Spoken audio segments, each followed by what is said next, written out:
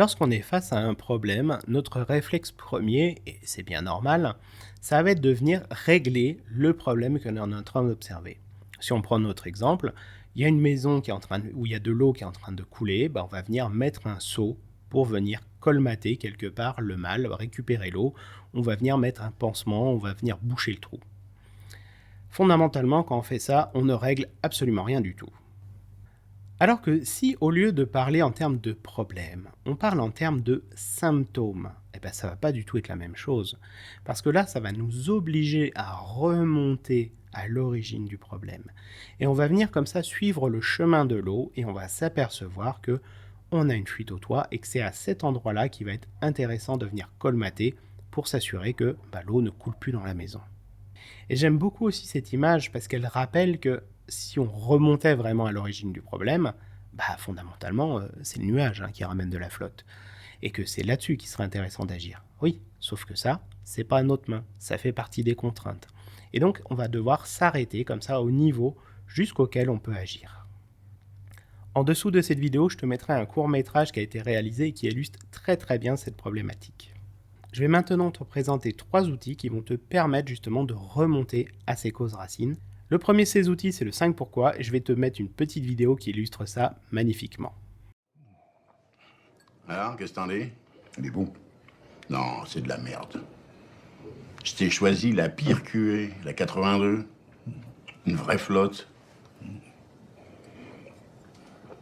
Je trouve pas mal quand même. À ton avis, pourquoi on t'a pas déclaré à la caisse de retraite agricole, hein? Cherche bien. Parce que je suis pas agriculteur. Et pourquoi que t'es pas agriculteur? Parce que j'ai pas le diplôme. Et pourquoi t'as pas de diplôme? Parce que j'ai pas le bac. Pourquoi t'as pas le bac? Parce que l'école me faisait chier. Et pourquoi te faisais chier l'école? Oui.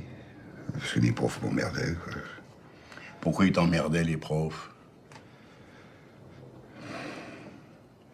Parce que je comprenais rien. Je comprenais rien. Et pourquoi que t'y comprenais rien? Parce que... T'as qu'un mot à dire. Je sais pas, moi, je sais pas. Je vais t'aider. Parce que t'es con. C'est simple. Je t'ai pas inscrit. Parce que t'es con. Complètement con. Tu l'auras compris, les 5 pourquoi, l'idée ça va être de venir creuser de plus en plus pour aller chercher justement cette origine du mal. C'est à chaque pourquoi, on va venir comme ça remonter d'un niveau, on va venir affiner un peu plus l'information. Le deuxième outil que je te propose, ça va être le diagramme d'affinité. Alors le diagramme d'affinité, l'idée ça va être de faire pareil, un brainstorming comme ce que tu as pu faire lors de la première partie de la PSS, où là tu vas demander aux personnes de venir réfléchir à tiens, mais pourquoi il peut y avoir ce problème? C'est quoi l'origine du mal de ce problème? Et chacun dans son coin va venir comme ça faire un post-it par idée. Tu regroupes le tout après par gros paquet d'idées communes et ça va te donner certainement déjà pas mal de pistes. Si je te schématise l'impact que va avoir le 5 pourquoi et le diagramme d'affinité par rapport à toutes les possibilités existantes, ça va être le suivant. Le 5 pourquoi, on va être sur une ligne comme ça que l'on va venir creuser à fond. Et son gros avantage justement à cet outil, c'est que ça permet de creuser rapidement une ligne et de la creuser assez loin. Par contre, du coup, on ne creuse qu'une seule ligne et il y a plein d'autres possibilités qui nous échappent et du coup, on va peut-être pas être sur la bonne.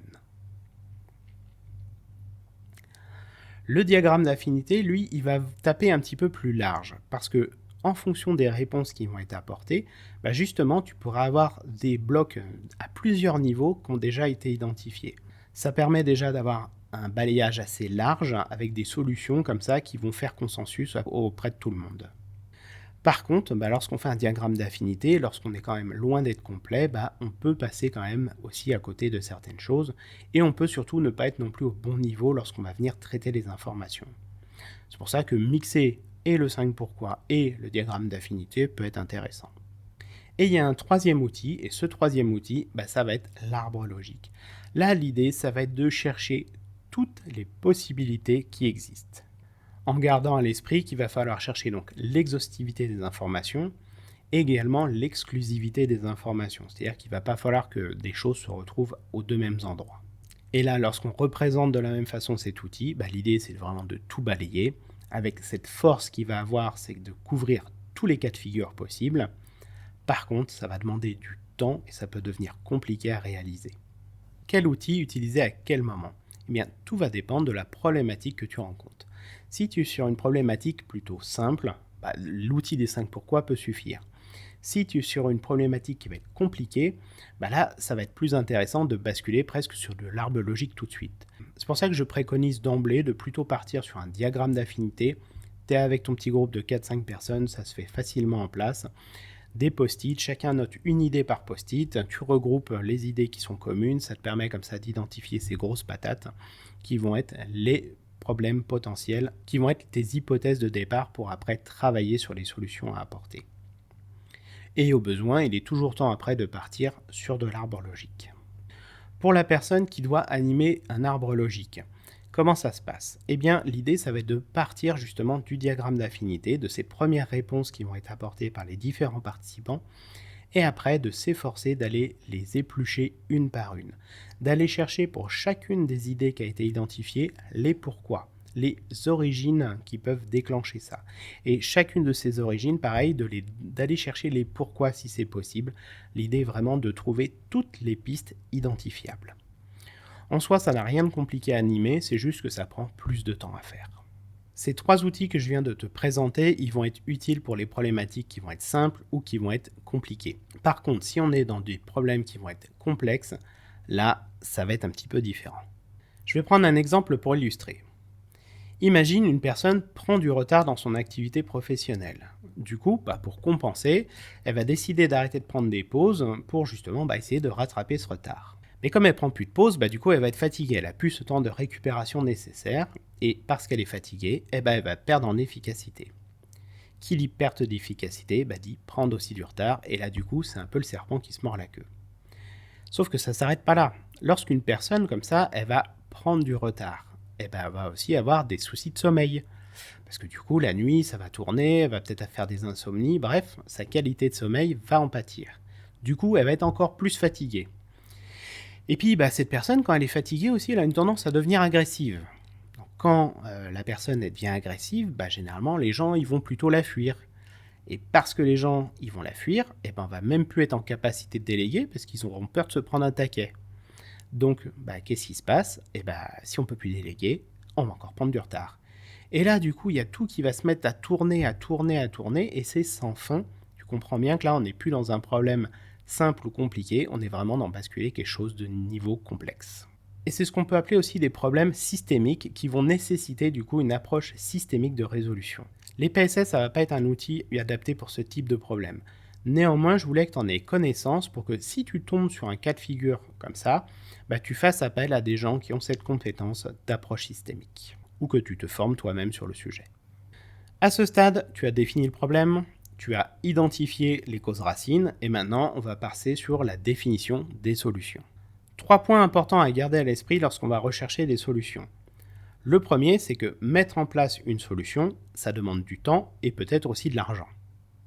Que toutes les solutions ne se valent pas, et que même certaines s'excluent. C'est-à-dire que si on met en place telle solution, l'autre, elle n'est pas recevable, et inversement. C'est-à-dire que dans cette phase, il va être important aussi de décider de ce que l'on va faire et de ce que l'on ne va pas faire. Concrètement, comment ça va se passer?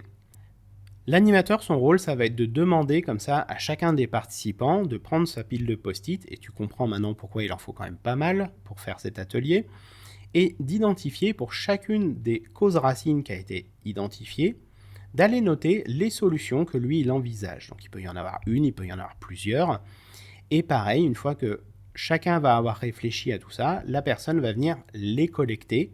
L'idée, ça va être de ranger toutes les propositions de solutions qui ont été reçues dans une matrice qui est la matrice de priorisation. La matrice de priorisation, j'en ai déjà parlé dans Time Hacking et c'était dans le module 3 si tu veux revoir la vidéo. Comment concrètement l'animateur il va utiliser cette matrice? Eh bien, il va demander pour chaque solution qui a été proposée, de demander au groupe de se positionner grâce à l'échelle 1, 4, 7, 10.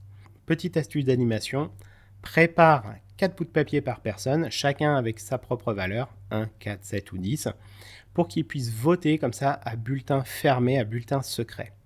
Lorsque tu vas leur proposer une première solution qui a été identifiée, c'est de dire, tiens, pour cette première solution, qu'est-ce que vous votez en termes d'impact ? 1, c'est tout pourri, 10, c'est un gros impact. Mettez votre bulletin secret devant vous et lorsque vous êtes prêt, je dis top et vous le retournez. Pourquoi ça c'est important ? Parce que ça évite les influences entre les personnes. Parce que s'il y a une personne un peu leaduse dans le groupe qui commence à mettre un 10, les autres ils vont avoir du mal à dire autre chose, même s'ils n'en pensent pas moins. Donc ça permet d'éviter tout ça. Une fois que tu as récupéré toutes les notations pour toutes les solutions, tu vas pouvoir les positionner dans la matrice.